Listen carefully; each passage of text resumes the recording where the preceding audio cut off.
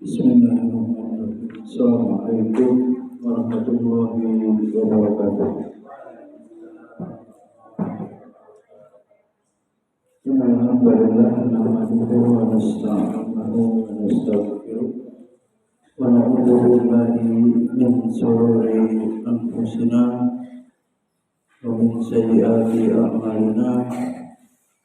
Man yahdihillahu fala mudilla lahu wa man yudlilhu fala hadiya lahu.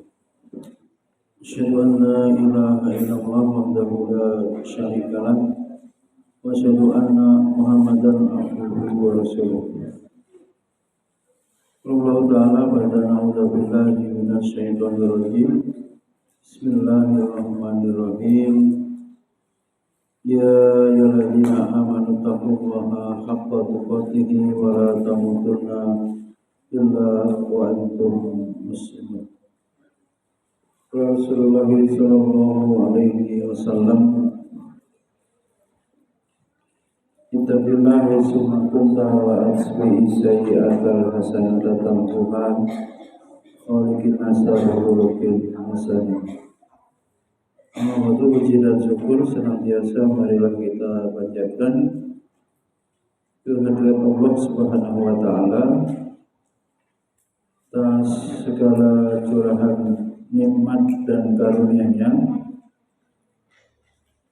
baik nikmat din, nikmat iman, Islam dan ihsan, maupun nikmat dunia, rezeki, kesehatan, kesempatan yang tiada hentinya Allah berikan. Wa in ta'udzu nikmatallahi la tuhsuha. Kita mensyukuri dalam 3 dimensi. Dimensi qalbu, meyakini seluruh nikmat berasal dari Allah Subhanahu wa taala atas kemaha Rahman dan Rahimnya. Nikmat terus Allah berikan. Syukur dalam dimensi lisan, dengan menggunakan lisan memuji Allah. Lisan memuji Allah, alhamdulillah bi nikmatihi tatimmus shalihat. Alhamdulillah ala kulli halin. Segala puji bagi Allah. Sekaligus menandakan puja dan puji itu yang layak diberikan hanya kepada Allah. Sekaligus berzikir, mengingat Allah, diantaranya selalu memuji Allah. Zikir-zikir yang sudah masyru', disyariatkan sesuai dengan sunnah, baik waktu dan kaifiatnya, ya. Lafaz, matan, bacaan doa, zikirnya, waktunya, ada ketentuan sesuai dengan tuntunan dari Rasulullah SAW. Yang ketiga, syukur bil jawarih, dengan seluruh anggota badan. Jasmani dipergunakan untuk taqarrub, ditasarrufkan untuk mengenal Allah, ma'rifatullah, dipergunakan untuk memahami ayat-ayat Allah, agar hidup ini terarah sesuai peruntukannya. Bahwa kita hidup di dunia ini ada ketentuan, ada rambu-rambu yang harus dipatuhi, yang harus ditaati, yang harus dijalankan oleh setiap pribadi muslim sesuai dengan masa dan waktunya masing-masing, usianya, tugas dan fungsi masing-masing. Ini karenanya syukur ini perkara yang berat sesungguhnya. Sudah Allah tetapkan wa qalilan min ibadiyas syakur. Manusia, sedikit dari hamba-hambaku yang bersyukur. Malah yang banyak kufur. Yang banyak dari manusia itu mengingkari, melupakan, menafikan nikmat-nikmat yang Allah berikan.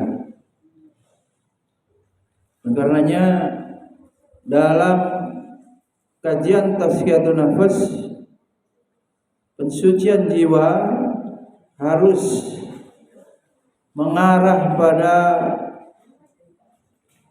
mendawamkan syukur, mengistiqomahkan syukur.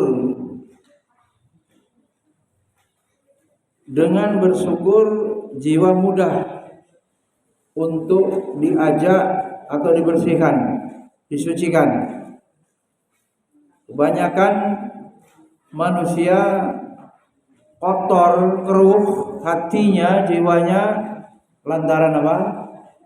Tamak, rakus. Rakus ini membuktikan dia tidak qanaah wa qanaatu bil qalil, menerima pembagiannya secara rukun ya, secara nerima ing pandum itu benar-benar, bukan terpaksa, bukan terbebani. Ya mau gimana lagi, nggak bisa memilih yang lain, kepaksa. Nah itu tidak begitu orang muhsin ya, orang yang ihsan, orang yang imannya tinggi, gembira ya, bahagia ya dengan pemberian, dengan pembagian, dengan ketetapan Allah Subhanahu wa taala. Salam dan salam terus kita sanjungkan kepada junjungan kita Nabi Muhammad sallallahu alaihi wasallam, kepada keluarga beliau, sahabat beliau,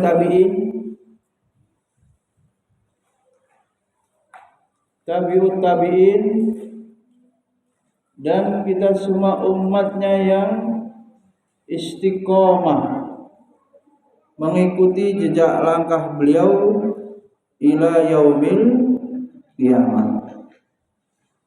Hadirin Allah, pada taklim kali ini masuk pada kaidah pensucian jiwa yang ketiga. Namun demikian, nasihat Ibnu Qayyim rahimahullah sangat penting untuk kita ketahui berhubungan dengan beban. Apa? Beban. Manusia menjadi mukallaf, orang yang terbebani syariat, taklif. Kalau sudah taklif, maka hukum-hukum yang wajib ya, fardu, status secara fikihnya fardu,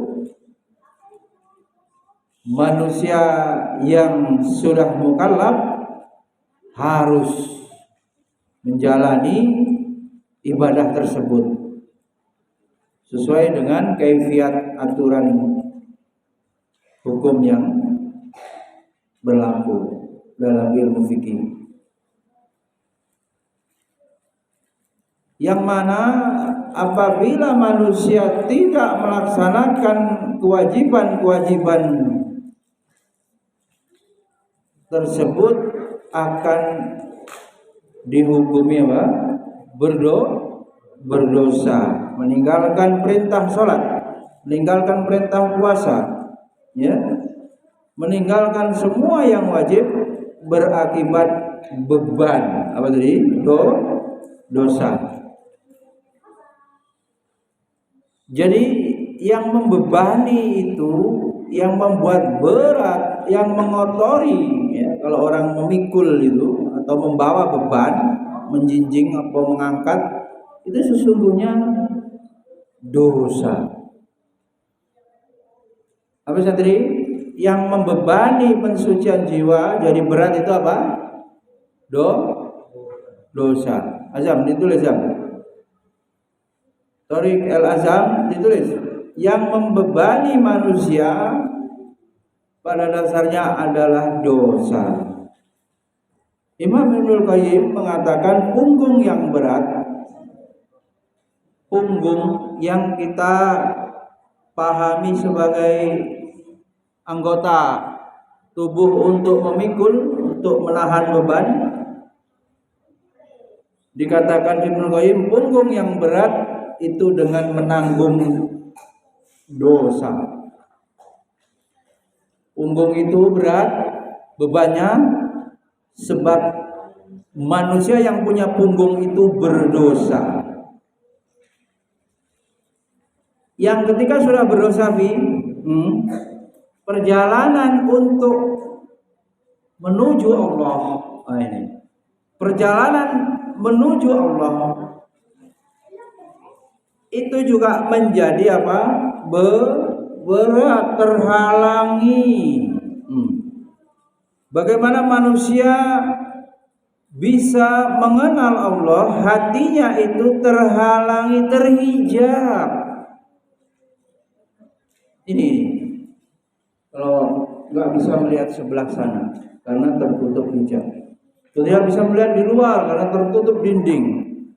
Misalnya, lah kita tidak bisa merasakan manisnya iman. Kita tidak bisa merasakan dekat dengan Allah.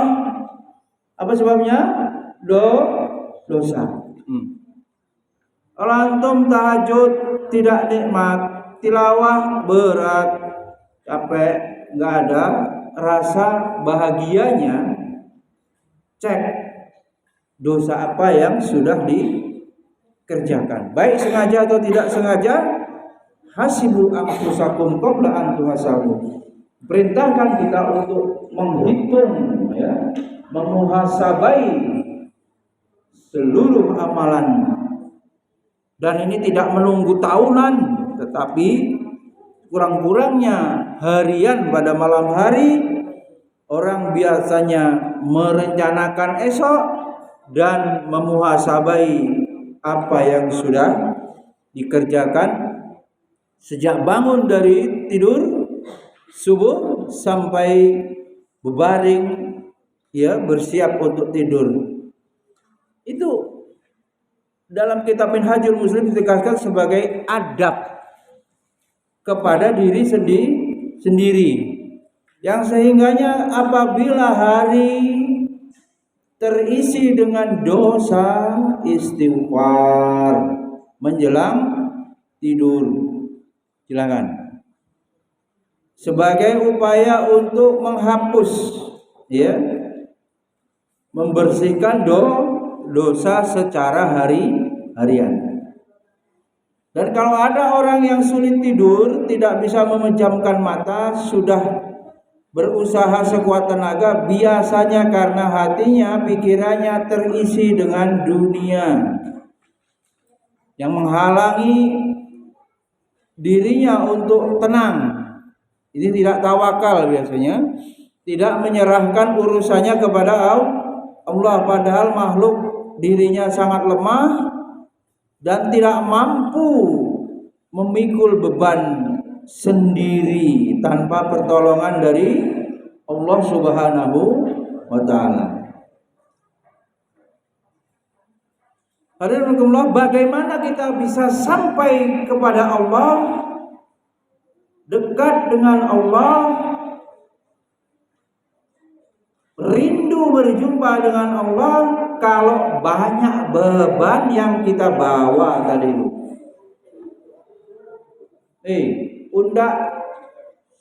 Undak manusia mampu memikul berapa ya? 100 kilo? Maksimal mungkin. Iya man? Kuat man? kuli yang terlatih mungkin, atau umumnya berapa? 75 kilo kuat.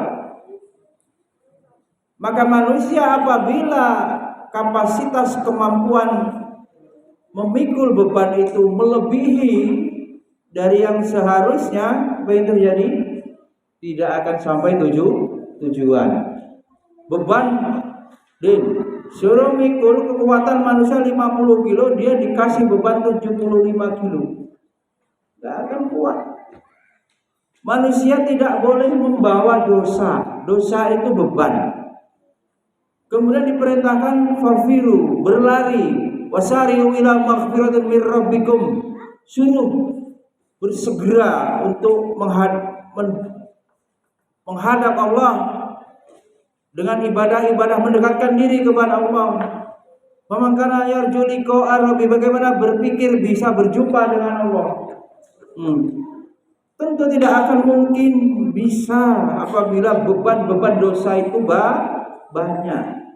Sebagaimana manusia yang memanggul beban melebihi dari kekuatannya itu tidak akan sampai tujuan. Maka para santri, perhatikan, antum belajar setiap hari ini kalau tidak membawa kepada ketenangan mutmainnah, tidak membawa kepada ma'rifatullah, pasti ada dosa-dosa yang antum lakukan yang berhubungan dengan keberkahan ilmu. Ini paling sering apabila santri durhaka kepada guru, ya Najib, Akib, tidak disiplin, menyakiti guru, ya Lutfi, ilmu dengan sendirinya hilang. Ilmu yang dihafal hilang, bahkan tidak membawa barokah, tidak menjadi ilmu yang nafi, tidak melahirkan amal, tidak melahirkan apa? Amal-amal soleh. Maka berulang-ulang kurikulum tazkiyatun nafas menjadi penting, sangatlah urgen untuk dipahami dan menjadi pedoman, rem. Kalau itu kesalahan, nah kita ini kalau naik mobil, nyopir mobil, motor apapun, ada rem.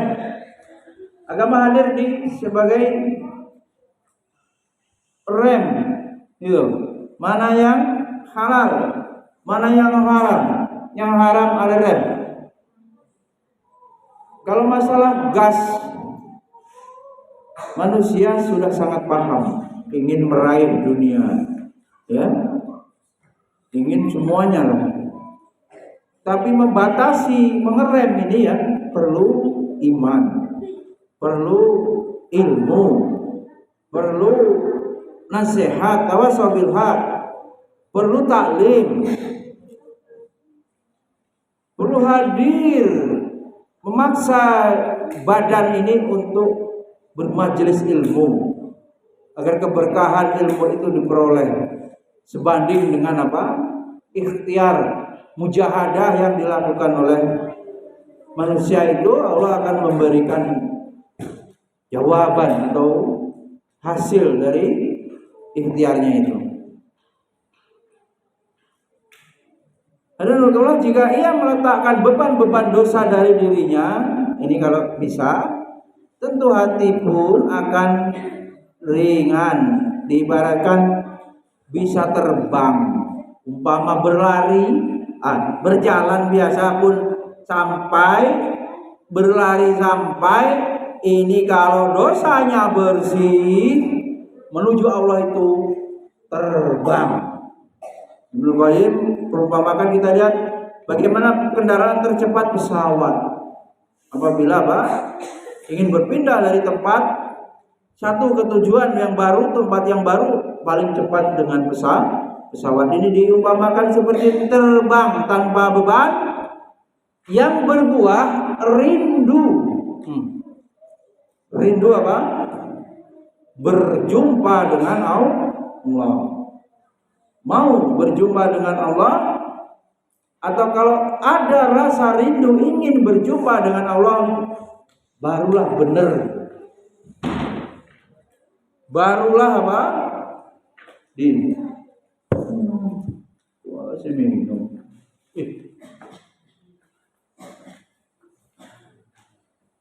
Barulah orang itu imannya benar. Ada rindu ingin berjumpa dengan Allah, Din. Apa gunanya kamu sholat segala macam itu kalau tidak ingin mengabdi kepada Allah, dan pada akhirnya yang kita sembah, kita ibadahi itu kita temui, kita bertemu gitu. Ya, itulah puncaknya bagaimana nikmat ternikmat di akhirat kelak berjumpa dengan Allah. Ya, santri ini harus punya cita-cita itu untuk bisa bagaimana caranya bisa berjumpa dengan Allah.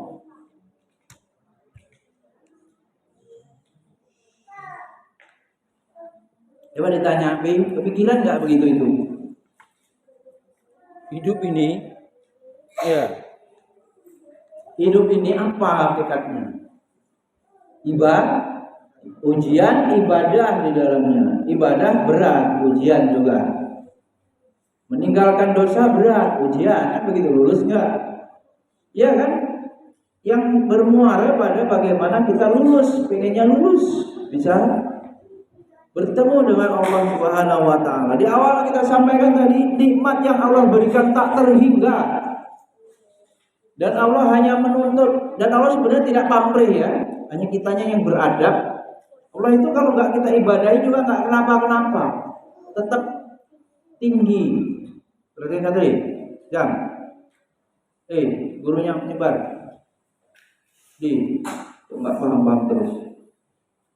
Guru yang awal ini juga nyebar nih. Apa yang ditulis santri itu? Gurunya juga nggak paham ngaku. Gimana biar efektif? Masa udah tahunan nggak paham.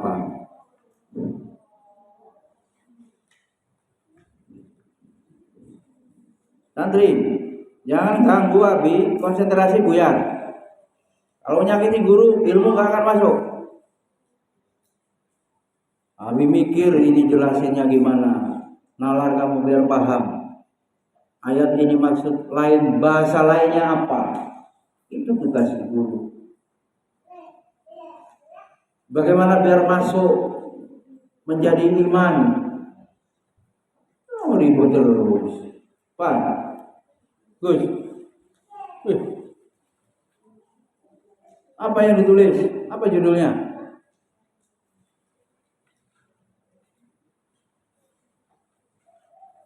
Ya nggak apa-apa, talimnya berhenti, dicekin dulu. Apa gunanya? Leang, apa tulisannya? Kirim. Ablah, datang duluan. Apa tulisannya tadi? Apa tulisannya? Yang membebani manusia itu apa? Dosa, sehingga tidak bisa berjumpa dengan Allah, terhalang dosa.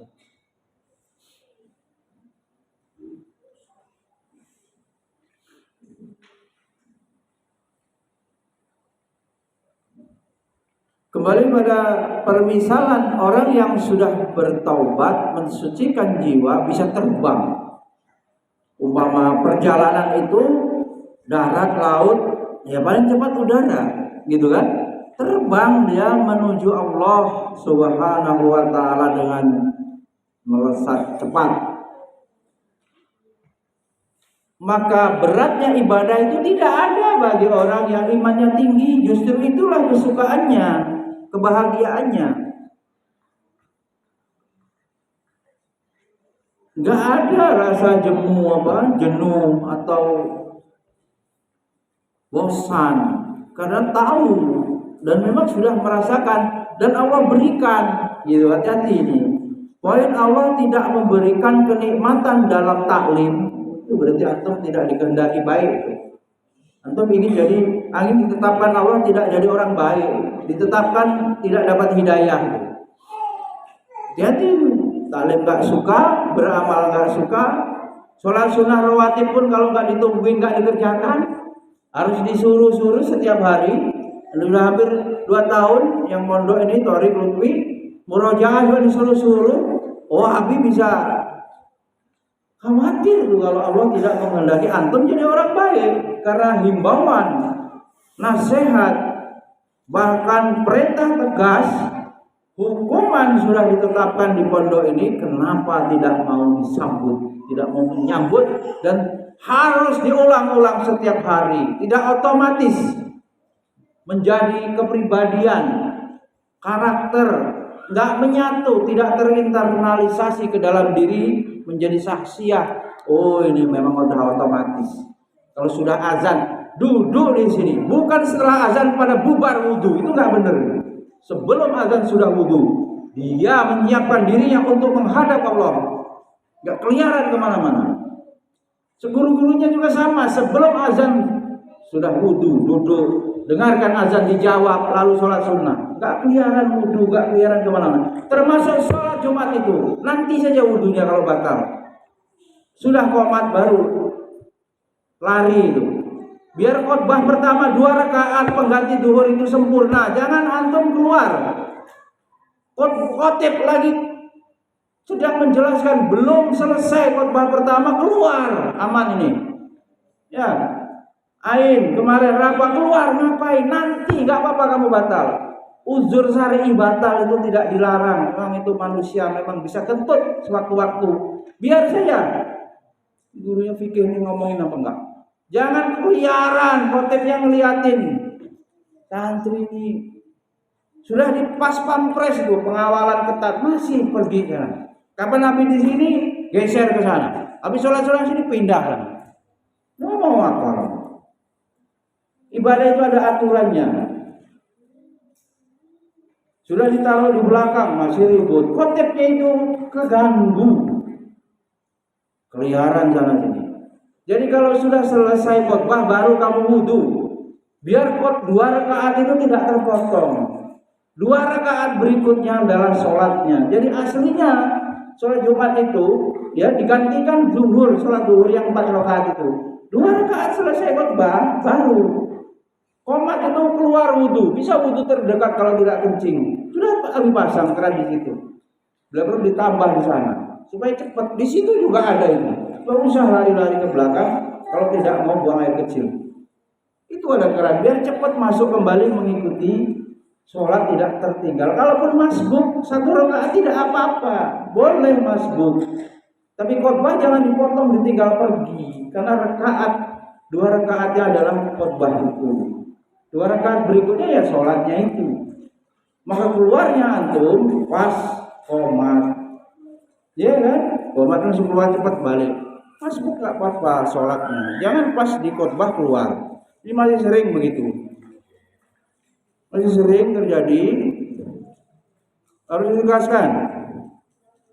Alhamdulillah, ini ya, mumpung Habib mau menjelaskan pagi siang sore itu mikir kenapa ilmu sudah cukup banyak yang tersampaikan kok tidak merubah perilaku, akhlak. Memang faktornya banyak. Ya santrinya, ya orang tuanya, ya moyang-moyangnya ke atas juga ngaruh. Ya rezeki yang dibayarkan ke sekolah itu. Ya gurunya niatnya ngajar itu apa? Ya yayasannya dirikan lembaga ini itu apa? Semuanya. Ya, semuanya memberikan pengaruh terhadap keberhasilan dalam belajar. Apalagi belajarnya nggak cuman knowing apa menjadi tahu ya, aspek kognitif, tapi ini perubahan perilaku, bahkan sampai pada pensucian jiwa. Bagaimana hatinya bersih, hidupnya hanya untuk mengabdi kepada Allah. Inna sholati wa nusuki wa mahyaya wa mamati lillahi rabbil alamin. Dunianya mengikuti. Antum cari dunia, akhirat tak dapat, itu udah otomatis. Antum cari akhirat, dunia ngikut, itu janji Allah. Belum pernah ada orang yang alim Rabbani. Alim Rabbani itu apa? Ilmunya tinggi, kemudian dia betul-betul berjuang mengamalkan ilmunya, memiliki sifat-sifat ilahiyah, ya Rabbani tadi itu, bergantung kepada Allah, kelaparan belum pernah. Nahnu narzuqukum in tansurullah yang suruh, enggak mungkin kalau antum alim antum akan menganggur, antum akan kelaparan, tidak mungkin. Itu sudah jaminan Allah. Kalau antum itu di taklim gak bisa lihat, ya dunia, wahai dunia, uhdumi man khodamani, layani orang yang menjadi pelayanku. Dunia disuruh melayani orang yang menjadi pelayan agama, berarti menjadi dai, menjadi apa? Ustadz, menjadi ulama, kalau mampu menjadi orang alim. Hidupnya cuman bagaimana nasruddin, nasrul ilmi, nyebar ilmu, nyebarkan agama, berdakwah, nggak ada mikirin pribadinya untuk kemewahan, untuk keuntungan pribadi. Pikirannya cuma bagaimana tegak dakwah. Siapa yang sudah punya kemampuan seperti itu, tidak mungkin Allah terlantarkan. Itu sudah jaminan Allah. Ya, ini akidah, ya, sebagai apa? Pejuang. Semakin mampu ikhlas dalam mengelola pendidikan ini, dakwah ini, maka akan semakin dijamin oleh Allah sebagai pelayannya agama Allah, menjadi pegawai negeri Allah, PNI, bukan PNS, PNA. Maka dia akan dikuatkan oleh Allah, akan ditolong oleh Allah, dicukupi. Silakan dibuktikan, siapa yang mencari akhirat, dunianya akan mengikuti. Tapi siapa yang hanya mencari dunia, pasti akhiratnya tidak didapat. Alhamdulillah, Allah Subhanahu wa taala menetapkan orang-orang rugi, ya, orang-orang yang bangkrut. Qad khasiral ladzina kadzabu biliqa'illah. Ada orang-orang yang mendustakan perjumpaan dengan Allah. Ya, ada orang yang seperti itu. Sehingga apabila kiamat datang kepada mereka, dengan tiba-tiba mereka berkata, alangkah besarnya penyesalan kami terhadap kelalaian kami tentang kiamat itu, sambil mereka memikul dosa-dosa di atas punggungnya itu. Baru sudah kiamat tiba, beratnya dia. Bahkan digambarkan bagaimana begini dalam sirah itu, orang dikumpulkan di padang mahsyar itu akan tenggelam, telanjang tenggelam sesuai dosanya. Paham atau tidak itu? Siapa yang berdosa akan penuh air itu sampai menenggelamkan dirinya, tidak bisa bernapas. Berarti siksa sudah dimulai. Tapi kalau dia tidak berdosa, air itu tidak ada, jadi tidak tenggelam. Beban-beban dosa yang dia pikul di punggungnya menyebabkan dirinya tersiksa, menyebabkan dirinya menyesal. Tuh, enak nggak menyesal tuh? Nggak enak. Ada yang menyesal karena ceroboh, terburu-buru mengambil keputusan. Aduh, aturan nggak beli ini, aturan nggak usah dipinjemi uang. Jadi nggak usah dipinjemi uang, biar aja, nggak ada kewajiban. Pinjam dulu 100 nggak balik, menyesal, nggak enak kan? Nah, maka dipertimbangkan yang matang-matang. Menyesal itu juga menyakitkan. Bagaimana nanti kita menyesali waktu-waktu yang tidak kita isi di dunia ini dengan amal soleh? Malah kebalikannya, isinya malah dosa. Sangat menyesal dan itu sakit rasanya. Dalam surat Al-An'am ayat 31, silakan dibaca tafsirnya. Sakit orang menyesal itu. Nggak bisa berulang lagi waktu, nggak bisa diputar kembali. Oleh karena sebelum terjadi itu, ya kita harus muhasabah, kita persiapkan, ya. Gunanya akal itu untuk bisa memikirkan bagaimana nanti sukses di akhirat. Itulah yang cerdas, bukan sekedar sukses dunia, ya. Hadirin Allah, sebagai pengantar, beratnya dosa yang menghalangi pensucian jiwa sebagaimana yang diuraikan tadi merujuk pada apa yang dijelaskan oleh Imam Ibnu Qayyim al-Jauziyah. Hadirin Allah, yang ketiga nih materi kita. Yang ketiga apa? Kaidah yang pertama kemarin apa? Pensucian jiwa kaidahnya apa? Tauhid, itu yang pertama. Yang kedua apa? Doa. Nah, itu sudah di mana kemarin itu ditegaskan. Antara azan dan iqamah waktu mustajab berdoa.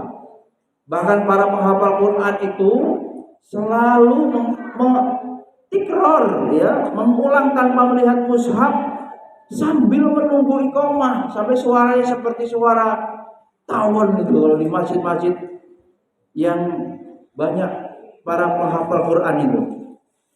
Ini bukan ribut, man. Rasul, ini sebelum qomat itu, setelah sholat sunnah mengulang hafalan. Coba di kesantrian ditegaskan.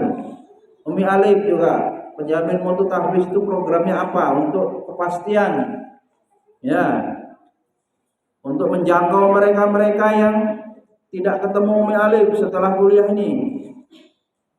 Ya, coba dikasih beban pengaturan waktu, bagaimana menjaga dan ziyadah, kan?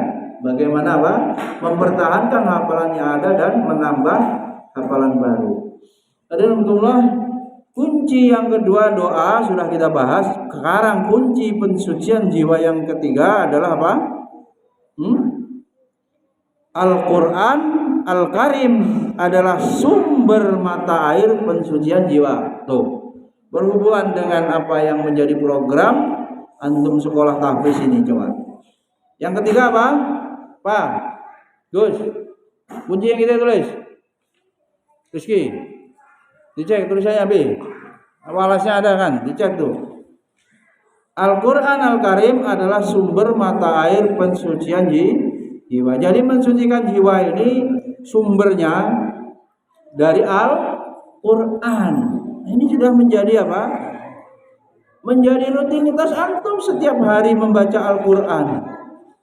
Jadi harusnya para santri penghafal Al-Quran ini berpeluang besar dibandingkan program sekolah lain. Sekolah tahfiz ini punya peluang besar berhasil dalam mensucikan jiwa. Laqad mannallahu 'alal mu'minina id ba'atsa fihim rasulan min anfusihim yatslu 'alaihim ayatihi wa yuzakkihim wa yu'allimuhumul kitaba wal hikmah. Allah tegaskan surat Al-Imran ayat 164, sungguh Allah telah memberi karunia kepada orang-orang yang beriman ketika Allah mengutus di antara mereka seorang rasul dari golongan mereka sendiri. Rasul kita Nabi Muhammad manusia dari golongan manusia sehingga mungkin kita untuk meneladani beliau, bukan malaikat Nabi kita itu, ya, bukan dari bangsa jin, tapi sama dari seperti kita manusia. Dimaksudkan juga bahwa optimis kita muncul ketika teladan kita juga sama-sama dari kalangan manusia. Min anfusihim, yang kemudian Rasul diperintahkan apa? Yang membacakan kepada mereka ayat-ayat Allah. Apa? Membacakan ayat-ayat Allah, membersihkan jiwa mereka dan mengajarkan kepada mereka Al-Quran. Nama lain dari Al-Quran Al-Kitab. Dan hikmah ini juga kadang sunnah maknanya. Sunnah itu juga hakikatnya juga wahyu dari Allah yang berupa hadis. Oleh karenanya sumber daripada pensucian Al-Quran, pensucian jiwa adalah Al-Quran. Jadi sarana terbesar untuk menyucikan jiwa adalah dengan Al-Quran. Yang mana Al-Quran menjadi sumber mata air pensucian jiwa. Kita lihat bagaimana mata air paling bersih di mana? Nah, air paling bersih di mana? Di sumber mata airnya itu yang keluar dari situ. Air itu sangat bersih, belum tercampur kotoran-kotoran. Nah, dalam mensucikan jiwa ini ternyata sumbernya adalah Al-Quran. Hadirin Allah, disebutkan dalam riwayat Ibnu Abbas radhiyallahu anhu berkata, Allah menjamin, nih jaminan Allah bagi orang yang mengikuti ajaran Al-Quran. Apa jaminannya? Dia tidak akan tersesat. Siapa yang mempelajari mengikuti ajaran Al-Quran tidak akan tersesat di dunia. Di dunia ini selamat. Apalagi di akhirat pasti selamat dan tidak akan celaka. Kemudian Ibnu Abbas membacakan ayat yang artinya, lalu barang siapa yang mengikuti petunjukku, ia tidak akan sesat dan tidak akan celaka. Famanittaba'a hudaya fala yadillu wala yashqa. Surat Toha ayat 20. Allah menjamin siapa yang mau mengikuti petunjuk Al-Quran, siapa yang mau mengikuti petunjuk Al-Quran, dia tidak akan sesat dan tidak akan celaka. Kemudian juga Allah berfirman, ya ayyuhan nasu qad ja'akum mau'izatum mir rabbikum wa shifaa'un lima fis sudur wa huda wa rahmah wa rahmatul lil mu'minin. Hei manusia, sesungguhnya telah datang kepadamu mau'izah. Qad ja'akum mau'izah. Mau'izah ya pelajaran, nasihat. Dari siapa? Mirrabbikum, Allah menasihati. Ya, Tuhanmu menasihati. Dan sekaligus wasyifa. Apa? Obat. Al-Quran ini menjadi obat. Terapi. Gampang. Manusia yang sakit jiwanya pasti jauh dari Al-Quran. Sampai gila itu. Karena tidak mau mempelajari Al-Quran, tidak mau tilawah Al-Quran, tidak mau belajar, ya, tidak mau menghafal, ya. Kosong hatinya.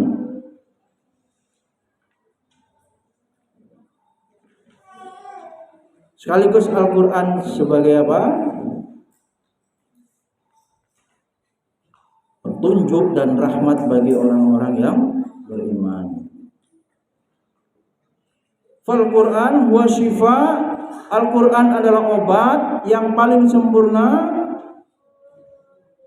untuk seluruh penyakit, min jami'il adwa, dari semua penyakit-penyakit yang ada. Dari penyakit jasmani, penyakit hati, qalbiyah wal badaniyah. Termasuk di sini Imam Ibnul Qayyim juga mengatakan Quran itu bisa jadi penyembuh jasmani, bukan hanya rohani. Ya, penyakit dunia dan penyakit akhirat. Kemudian juga ditegaskan lagi orang-orang yang telah kami berikan kepadanya Alkitab, Al-Quran, mereka membacanya, yatlunahu haqqa tilawatih. Nih, yang sudah baca Quran terus dimuhasabai. Apakah bacanya di surat Al-Baqarah ditegaskan haqqa tilawati? Apa bacanya itu benar-benar baca yang betul dengan sebenar-benarnya. Nah, tafsirnya apa ini? Haqqa tilawati itu apa, Pi? Ternyata baca yang sebenarnya adalah membaca, menghafal, memahami, mentadaburi, merenungkan dan mengamalkannya. Tulis haqqa tilawati ini. Antum harus makomnya bergeser tuh. Dari sekedar baca kayak burung beo, baca nggak paham maknanya, harus berubah. Tulis haqqa tilawatih, artinya apa tadi? Menurut siapa? Yang dimaksud sebenarnya adalah apa? Membaca tilawah, menghafal, memahami, mentadabburi, merenungkan dan mengamalkan isinya sebagaimana para sahabat. Ya. Bahkan sahabat Ibnu Mas'ud radhiyallahu anhu berkata, dulu orang-orang di antara kami kana rajulun minna idza ta'allamu asyra ayah lam yujawizuhunna hatta yu'rafu ma'aniyahunna wal amalahunna bihinna. Orang-orang dulu sahabat Nabi, kata Ibnu Mas'ud, para sahabat dulu tidak bergeser, ya, tidak berpindah setelah mempelajari 10 ayat kalau belum paham makna dan berarti mengamalkannya. Loh. Kita tahu Al-Quran kandungan hukum, sumber hukum Islam yang pertama. Jadi sahabat itu 10 ayat dipelajari, belum pindah ayat ke-11 kalau dia belum tahu isinya, maknanya. Dan yang lebih berat lagi, sahabat itu kalau belum mengamalkannya. Waduh, mengamalkannya coba. Sampai seperti itu. Jadi membaca Al-Quran tanpa memahami, ini konklusinya nih, untuk ngecek kenapa kok sudah sekolah tahfiz masih banyak kendalanya. Ini, siapa membaca Al-Quran tanpa memahami maknanya, tanpa mengamalkan isi kandungannya, ternyata apa? Tidaklah dia dianggap membaca. Makna membaca itu mengamalkan setelah paham. Jadi kalau tidak mengamalkan setelah memahami, tidak dianggap membaca. Tuh. Sudah clear ya? Sebabnya apa? Sekolah tahfiz ini kok nggak berubah-berubah? Ya memang belum pada makom masuknya ke dalam hati Al-Quran itu. Dan mungkin saja Allah tidak berkehendak kepada anak itu, santri itu tidak diberikan taufik. Ya, guru nandur, nanam, nasihati, kondisikan, buat aturan supaya santri belajar. Udah begitu saja. Karena itu memang tugasnya guru yang bisa diupayakan. Mendoakan, selebihnya memang menjadi hak Allah Subhanahu wa ta'ala. Al-Quran itu diturunkan semata-mata untuk diamalkan. Tuh. Bukan untuk lomba ya. Menjaga, memotivasi. Tapi utamanya Al-Quran sesuai peruntukannya huda linnas, petunjuk bagi manusia, ya untuk diamalkan. Sedangkan manusia menyangka dengan hanya cukup membaca Al-Quran mereka telah mengamalkan. Belum. Cuman baru tahapan paling rendah, tilawah baca, membunyikan. Itu pun kalau tidak tahu bahasa Arab, dia tidak tahu artinya apa. Maka jika Allah Subhanahu wa ta'ala memuliakan hambanya dengan memberikan taufik, ini tadi habis sudah sampaikan, taufik agar apa? Membaca, agar apa? Merenungkan dan memaksa jiwa dalam mengamalkan Al-Quran. Jadi tetap ya, kembali kepada Allah. Insan guru Rabbani kembali kepada Allah. Kalau Allah memberi taufik, apa isinya? Santri mau baca, santri mau merenungkan, tadabburi tafsirnya, kandungannya. Santri mau memaksa jiwa dalam mengamalkan Al-Quran. apa? Memaksa jiwanya dipaksa. Siapa yang memaksa ini? Ya dirinya sendiri. Hawa nafsu ditundukkan, jiwanya dipaksa untuk mengamalkan Al-Quran, maka buahnya apa? Meraih kesucian jiwa. Dan bermanfaat. Subhanakallahumma wa bihamdika asyhadu an la ilaha illa anta astaghfiruka wa atubu ilaik. Assalamualaikum warahmatullahi wabarakatuh.